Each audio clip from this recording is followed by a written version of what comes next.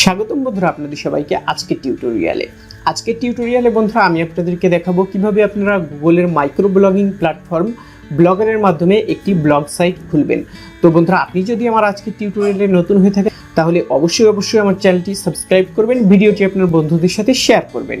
বিস্তারিত নিয়ে ফিরে আসছি ইন্ট্রো এর পর।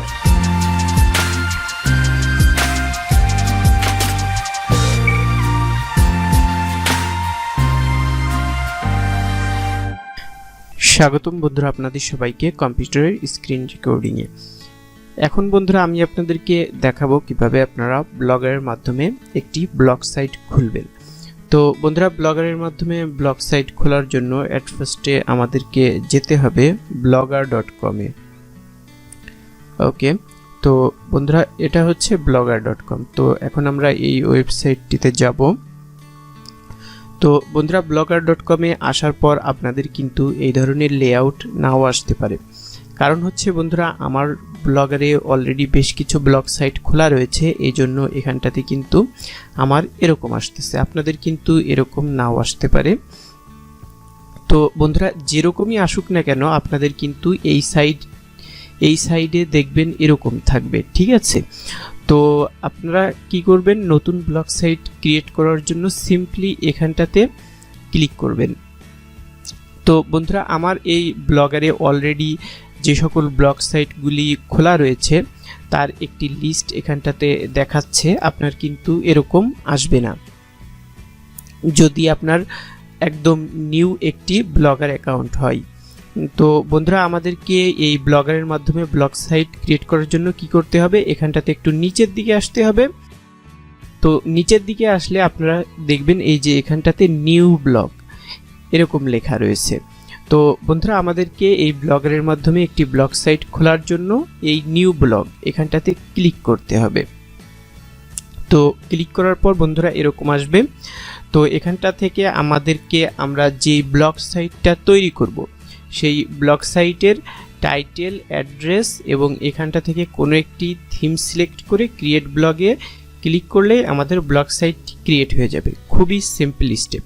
ওকে, তো বন্ধুরা টাইটেলটা কি? টাইটেলটা হচ্ছে বন্ধুরা আমরা যদি সাপোজ youtube.com-এ যাই, আমি আপনাদেরকে দেখাচ্ছি।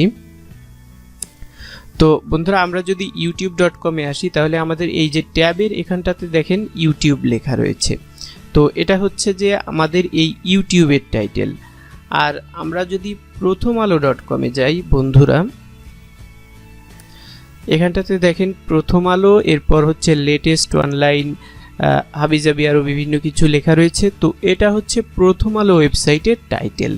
তো এরকম একটি টাইটেল আমাদেরকে কি করতে হবে, আমরা ব্লগারের জন্য যে ওয়েবসাইটটি তৈরি করব সেটার জন্য আমাদের এরকম একটি টাইটেল দিতে হবে।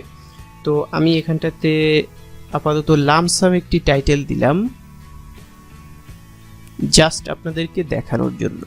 তো এরপরে রয়েছে হচ্ছে অ্যাড্রেস। তো অ্যাড্রেসটা বন্ধুরা কি? অ্যাড্রেসটা হচ্ছে বন্ধুরা এই যে এখানটাতে দেখেন রয়েছে youtube.com, এটা হচ্ছে ইউটিউবের অ্যাড্রেস। তারপর হচ্ছে prothomalo.com, এটা হচ্ছে প্রথম আলোর অ্যাড্রেস।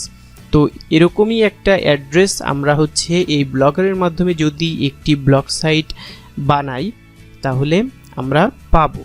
তো এখানটাতে একটু পার্থক্য আছে বন্ধুরা, সেটা হচ্ছে এখানে ইউটিউবের যে অ্যাড্রেসটি রয়েছে এটা কিন্তু একটি জেনেরিক অ্যাড্রেস, আর আমরা ব্লগার থেকে একটি ব্লগ সাইট ক্রিয়েট করলে যে অ্যাড্রেসটি পাবো সেটা কিন্তু একটি সাবডোমেইন অ্যাড্রেস। তো জেনেরিক অ্যাড্রেস এবং সাবডোমেইন অ্যাড্রেসের মধ্যে পার্থক্য কি? তো বন্ধুরা জেনেরিক অ্যাড্রেসটা হচ্ছে আপনার যে ডোমেইন সেটার শেষে .com থাকবে, যেরকম ইউটিউব এর শেষে রয়েছে .com, তারপর হচ্ছে প্রথম আলো এর শেষে রয়েছে .com। কিন্তু আপনি যদি এই ব্লগারের মাধ্যমে একটি ব্লগ সাইট খোলেন তাহলে আপনার ডোমেইনের শেষে একটি ডট থাকবে, তারপর তাদের হচ্ছে মেন ডোমেইন থাকবে, তারপর .com থাকবে। আশা করি বন্ধুরা আপনারা বিষয়টি বুঝতে পেরেছেন।